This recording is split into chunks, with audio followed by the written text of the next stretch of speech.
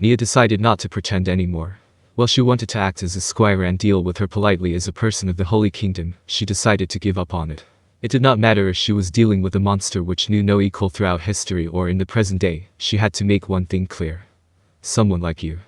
I was told to do so by Ainzulgan-sama. Call me Ain-sama, he said. So I can call him Ain-sama. I can call him that. Left unspoken was but you can't. Nia's body trembled. No, she was a demon that the Sorcerer King had bound into his service with magic. Maybe it was natural that she would go that far. No, that can't be. You must be lying. You're lying like a demon would. How could he have explained in such detail in a situation like that? Shizu shook her head, as though to say, good grief. It is a shame, but also true. Well, I know you must be shocked. I understand very well. Still, that is where you stand now. However, if you work for him, someday you will be able to call him Ain-sama too. Work towards it. Shizu. Neia. It is a predecessor's duty to teach those who come after them. Well, that was a pretty good line, had Shizu not come after herself. Still, the fact that she could call him Ain-sama made her feel that maybe she was the senior after all. It was a little hard to accept, but first, I want to thank you. Don't mention it. One must show kindness to those who know of Ain-sama's greatness. Nia's eyes widened in surprise. She had only been bound to him for such a short time, so how had she gained such respect? No, that simply proved how great the Sorcerer King was. Yes, that's right. I know very well how great His Majesty is.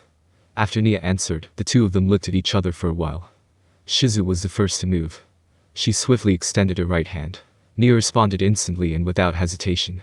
While Neia was mildly bothered by the fact that Shizu had not taken off her glove, the two of them shook hands on the table. Given how much she reveres the Sorcerer King, it would seem she really is under His Majesty's rule. Otherwise, she would not have called him Ain-sama, but instead she would have called him His Majesty like me, so she would not sound strange. Was she being naive? However, at this point, Neia was very confident in her beliefs. She understood that Shizu's loyalty was genuine. Just like how the teeth of two cogwheels fitted together, they could understand each other because they were fellow worshippers of the same god. Speaking of which, it's easy to get along with you. As a human being, you have a bright future, Neia. I have very mixed feelings about getting along with a demon. We're talking like this because you're speaking the truth about how great His Majesty is. Shizu nodded.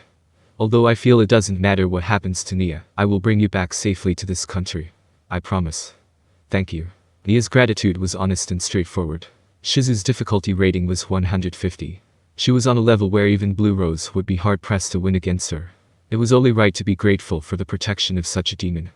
This was doubly true if she was a subject of the Sorcerer King. Although, there was one thing she had to clarify with her.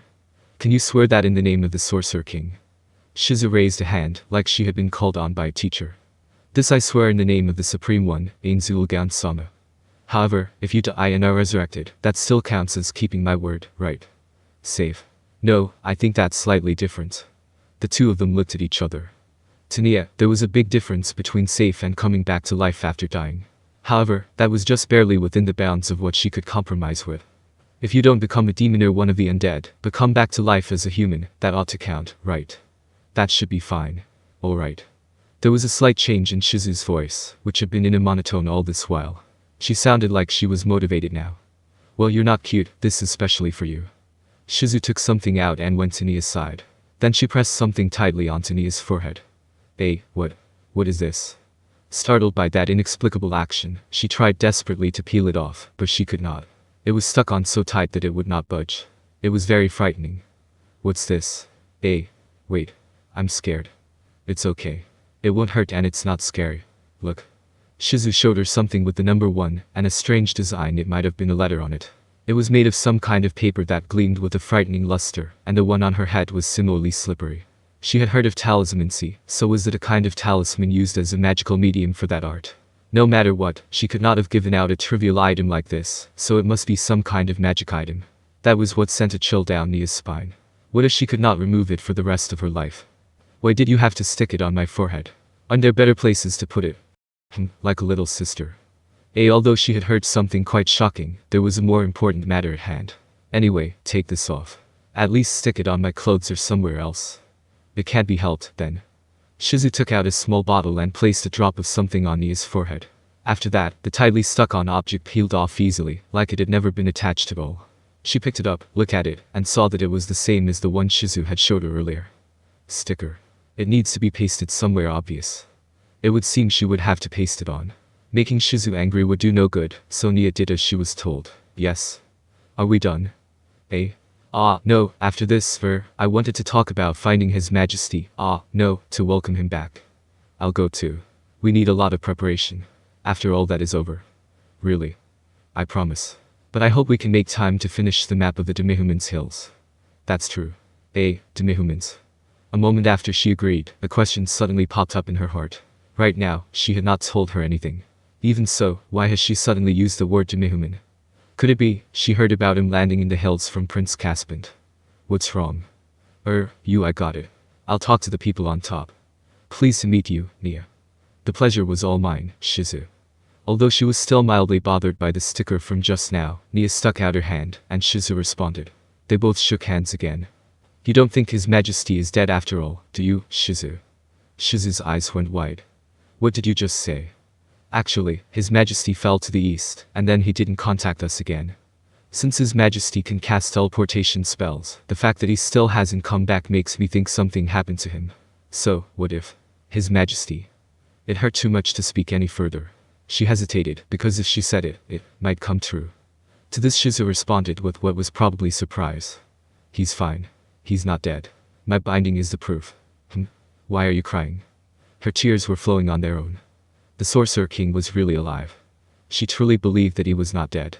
But sometimes, the uneasiness that suddenly reared up in her mind left her unable to sleep. Many people had told Neia that the Sorcerer King was fine, but all of them sounded like they were just trying to comfort her, to try and keep their own worries at bay, and not because they truly believed it. But at this moment, someone had told her that with absolute confidence and certainty. That, and Shizu was the proof that the Sorcerer King was alive. That allowed Neia to relax at last. It was relief, like that of a lost child finding her parents, that made Neia weep. Shizu produced a piece of cloth that was printed with the same design as her scarf. It was probably a handkerchief, and covered Nia's face with it. And then, she rubbed forcefully.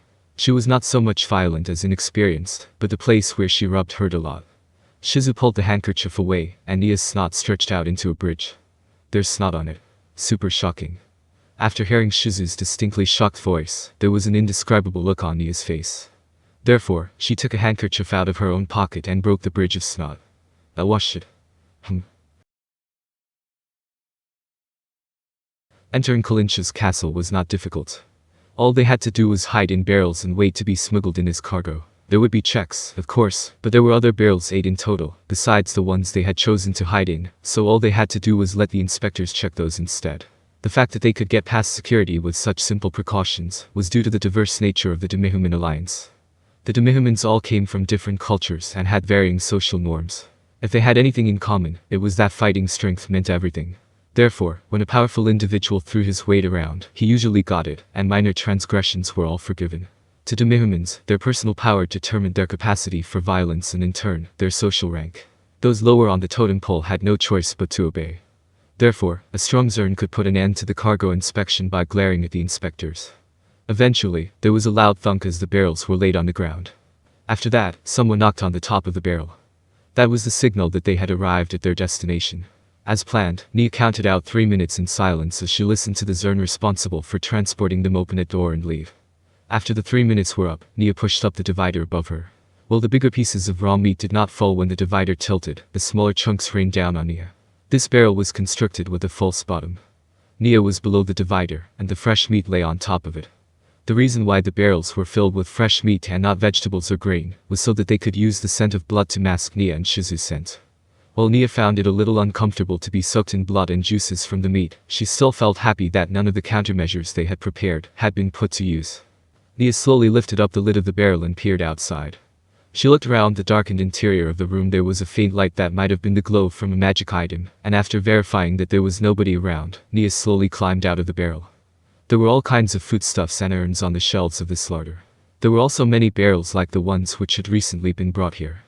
It took a lot of work, but she managed to climb out safely. In order to make getting back in easier, she left the divider standing inside the barrel. They would need to use these barrels to escape after rescuing the Zern Prince.